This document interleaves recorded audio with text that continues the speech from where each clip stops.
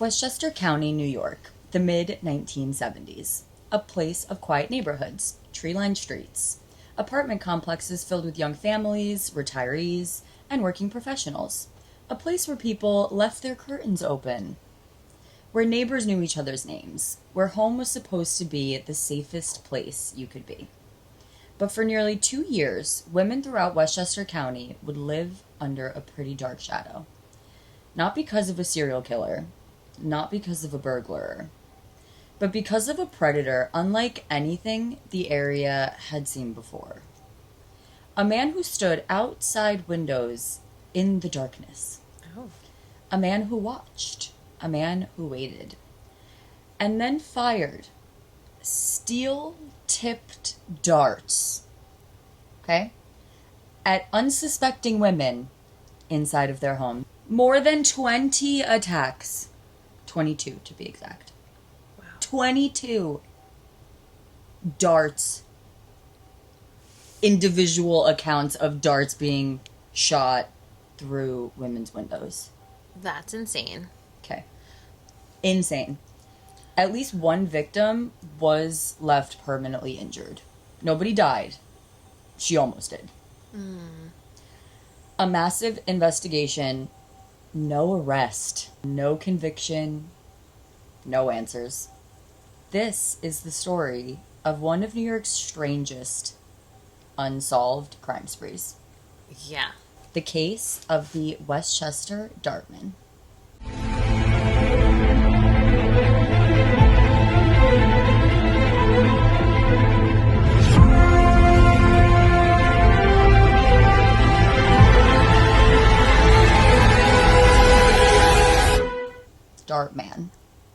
Dartman. Or woman. Or it's definitely a man. It's definitely a man.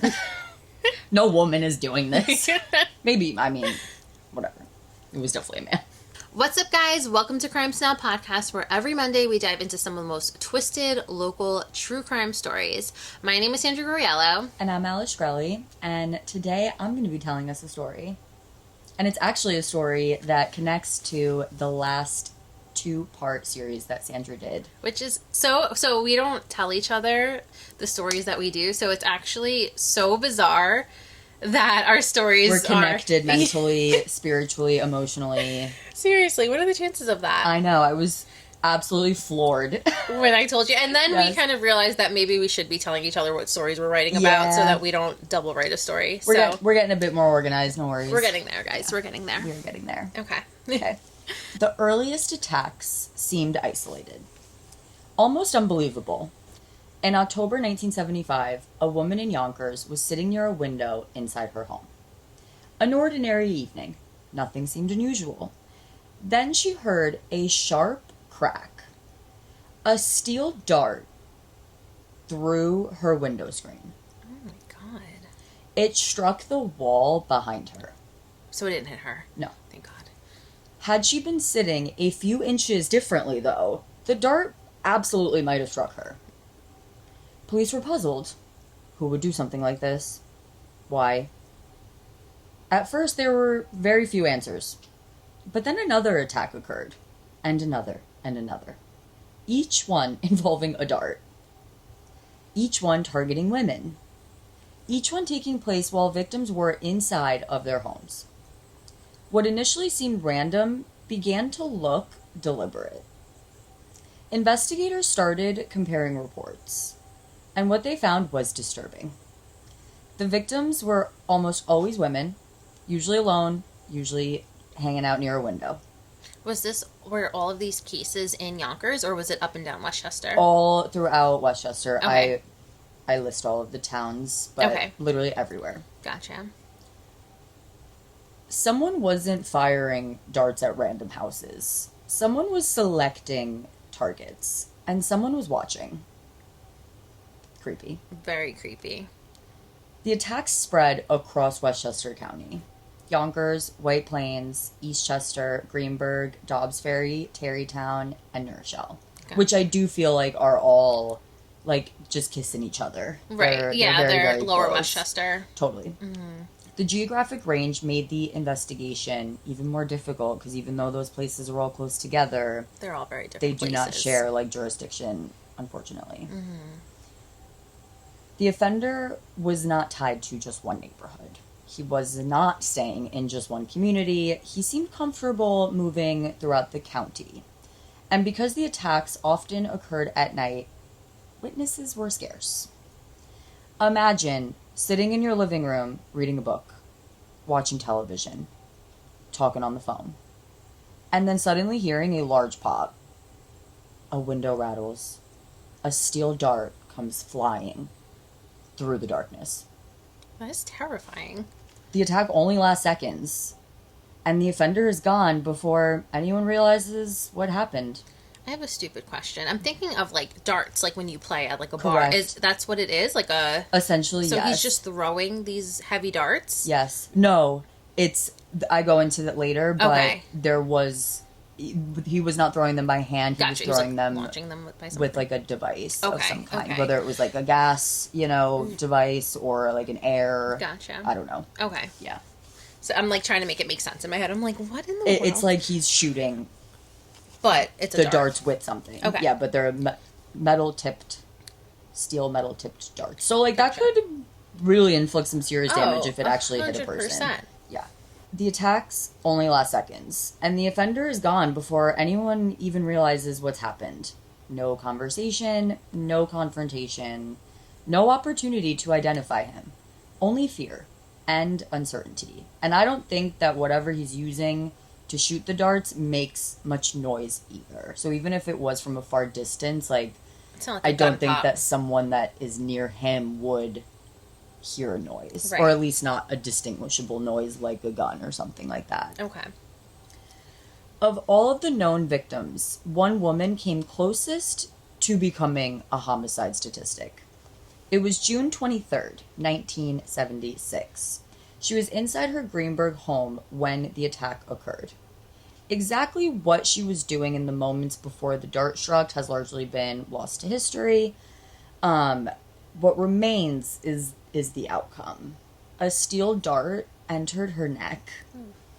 The projectile struck her carotid artery, Oh my god. one of the major blood vessels supplying blood to your brain. The injury was catastrophic. Emergency responders rushed her for treatment. Doctors fought to save her life, and somehow she survived. Wow. Yeah. Thank God. But survival came at a cost. Reports indicate that she was left partially paralyzed. Oh. Yeah. For the first time, investigators were forced to confront the possibility that the Dartman wasn't merely terrorizing women. He was capable of killing them. Whether the outcome was intentional hardly mattered. A woman had nearly died in her own home. And somewhere outside, the person responsible remained free. And then came one of the most chilling incidents in the entire case. July 4th, 1976, Yonkers. A woman discovered something horrifying. A steel dart embedded in the headboard of her bed. Oh my God. Think about that for a moment. The dart inside her bedroom. Mm-hmm.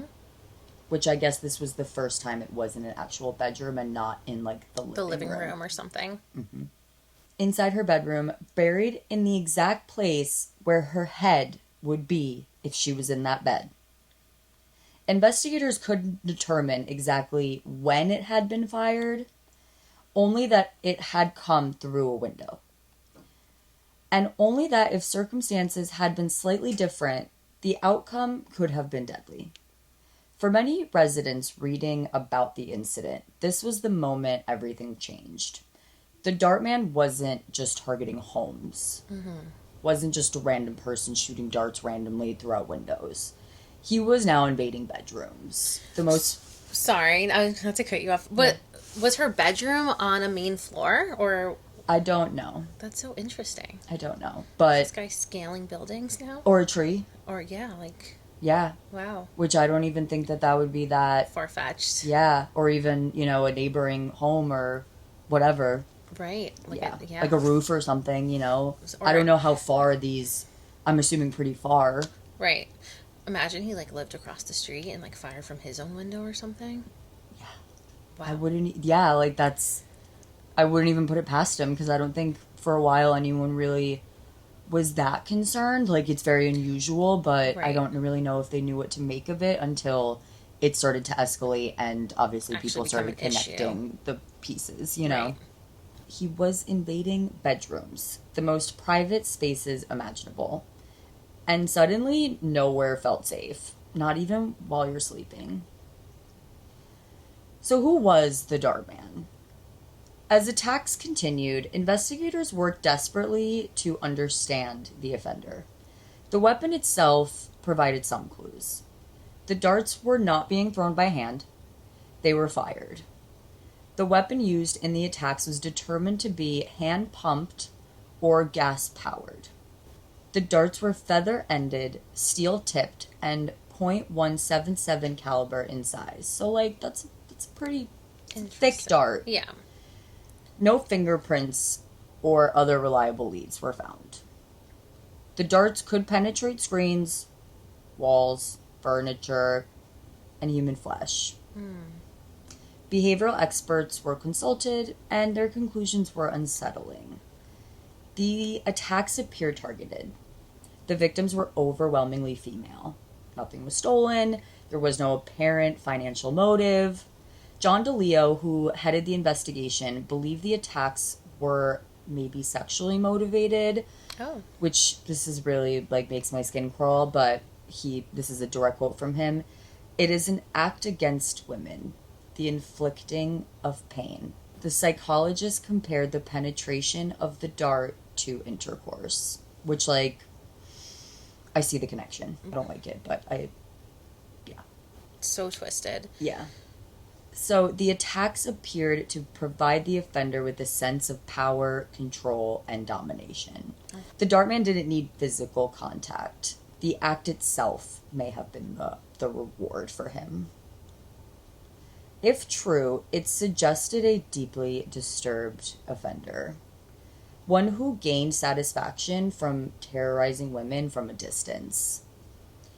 Psychologists also believed the man to be young, physically agile, and with a history of voyeuristic behavior, which that does feel very similar to this. I'm sure, you know, that's probably where he started, and then it escalated, because again, he kind of was watching and knew it was women, and they were alone, and they were near a window, so... Right. Yeah. Almost like hunting them down. Literally. And that's kind of like what voyeurism is, right? Just kind of like knowing that you're invading their privacy. And Twisted. So by December 1976, fear had become part of daily life throughout Westchester County. Newspaper headlines warned residents about the mysterious attacker, police patrols had increased, women were closing curtains and locking windows long before dark. Yet, despite all of the publicity, the Dartman was still finding victims. On December 15th, 1976, 23-year-old Susan Scafidi was spending a quiet evening at home in Yonkers.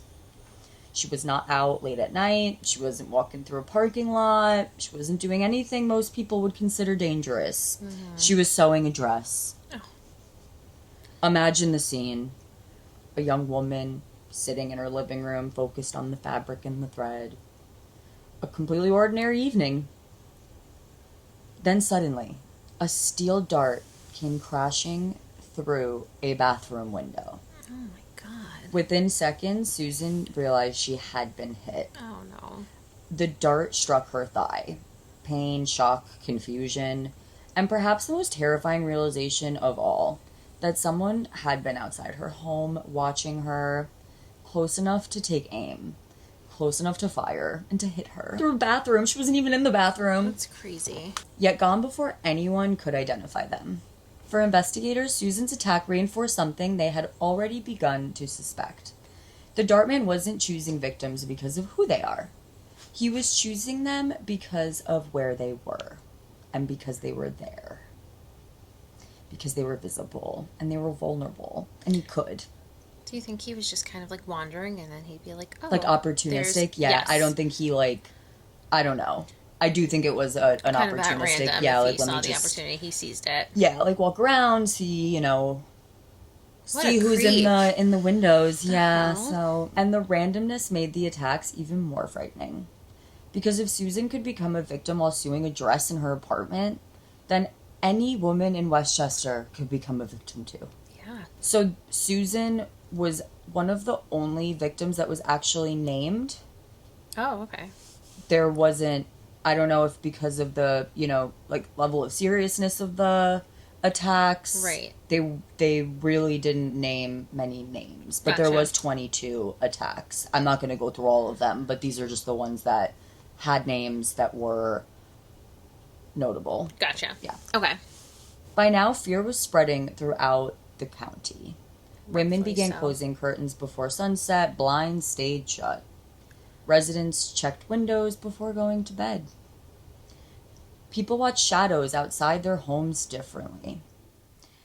Every unusual noise became suspicious. Every movement outside a window demanded attention. The Dartman had accomplished something many criminals never achieve. He had changed the way an entire community lived. And despite intense police efforts, he remained invisible. So not only was the son of Sam terrorizing people in their cars outside, but this guy was Now they have to worry about simultaneously... freaking darts flying through their windows. Yes. Absolutely Crazy, crazy. right? Like, crazy times in Westchester County, I guess. Investigators pursued hundreds of leads. Known sex offenders were questioned. Individuals with access to specialized dart equipment were investigated. Like, people with military backgrounds were I was actually going to examined. say that. Is there anywhere that, like, are there specific places that... The military, I think, they would be trained to aim and shoot dart guns. Okay. I don't know. Very Maybe not interesting. dart guns specifically, but they would have the training to be able to get them. And Are these darts, are they, like, specially made? Like, they sell them like this. This Yeah. guy was not... he wasn't like making like these. sewing feathers onto the Okay, no, okay, they weren't so- handmade. Well, I think they use darts to hunt things. Oh, okay. I don't know. I'm not I might have made well-versed in that up. darts. I don't know. I don't know. I'm not well versed in hunting or darts, Me but neither. yes, it is a thing. Okay. It's like the carnival game from hell. Yeah, what the hell? Yeah. People with military backgrounds were examined. Tips poured in from across the county. Every lead seemed promising until it wasn't. By September 1976, the investigation was narrowed down to 4 suspects, none of whom would be arrested. Gotcha. Again and again, detectives found themselves back where they started. No arrest, no suspect, no definitive answers. Years later, reports would emerge suggesting investigators may have developed a strong suspect. Some accounts claim detectives believe they knew who the Dartman was. Really? The problem: believing and proving are 2 very different things. Mm-hmm. Without physical evidence, without witnesses, without a confession, no case could move forward. If detectives truly identified a suspect, that person's name never became public. And the mystery remained unsolved. As if the case wasn't strange enough, another theory emerged. One involving one of New York's most infamous killers, David Berkowitz. Good old son of Sam. The son of Sam. The timing raised questions, as both were active during 1976 to 1977. Mm-hmm. Both offenders operated in the New York area. Son of Sam in New York City, Bronx, Yonkers, Dartman in a little higher up in Westchester. But, they both were in Yonkers. Still definitely well within range. Mm-hmm. Both attacked strangers, both created public fear. Women, too. Mm-hmm. Both attacked women. Both preferred distance between themselves and the victims. Could they be connected? Anthony Scarpino, the district attorney of Westchester County, has stated his belief that the perpetrator was the son of Sam. Contemporary reports also considered the possibility.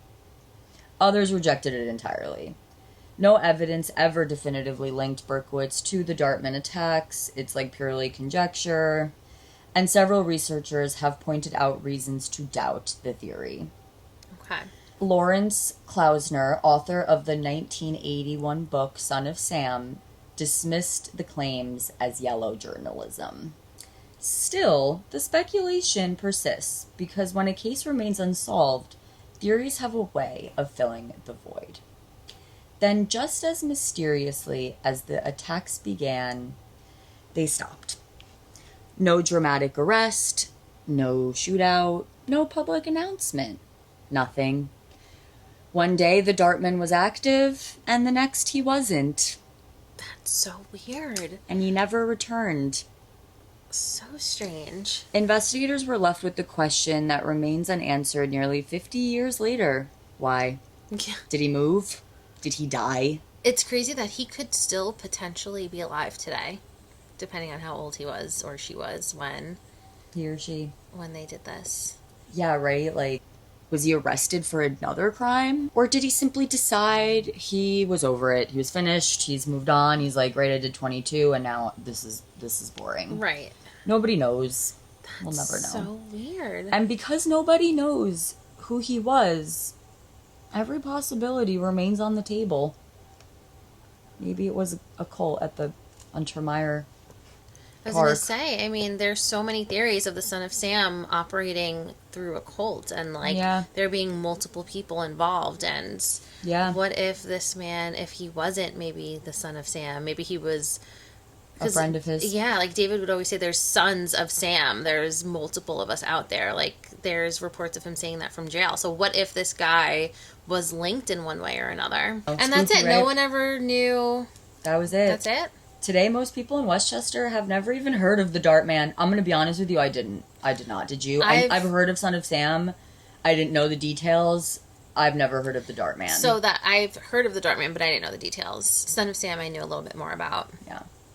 The attacks have largely faded from public memory, overshadowed by larger crimes, more famous killers, bigger investigations. But for nearly 2 years, a predator stalked suburban New York. Not with the gun, not with the knife, but with steel darts fired through windows in the darkness. Wild. More than 20 victims, 22.